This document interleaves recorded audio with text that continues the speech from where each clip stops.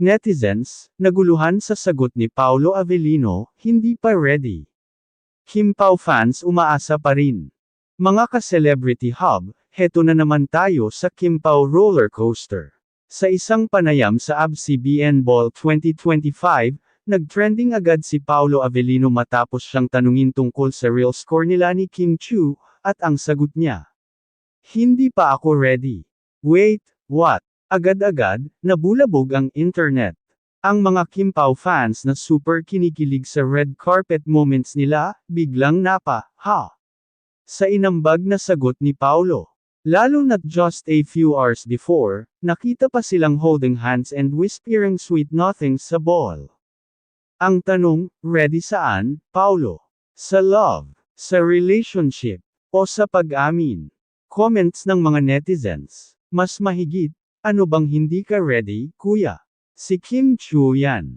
Feeling ko mahal niya si Kim, pero takot pa siya sa commitment. May something obvious. Pero baka slow burn lang si Paolo. Kim deserves someone who's 100% sure. Not hindi pa ready.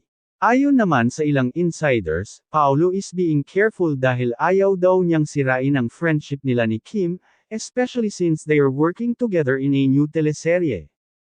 Pero may nagsasabing may special treatment talaga siya kay Kim, laging binabantayan, laging sweet.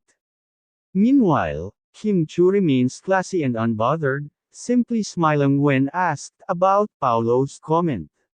Is she letting him catch up at his own pace? O may hinanakit din si girl? Isang bagay lang ang malinaw, may spark.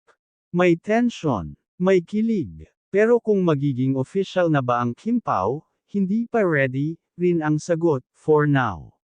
Mga ka-celebrity hub, kayo, ready na ba kayo sa Kim Pao love story? Or pagod na sa pahint?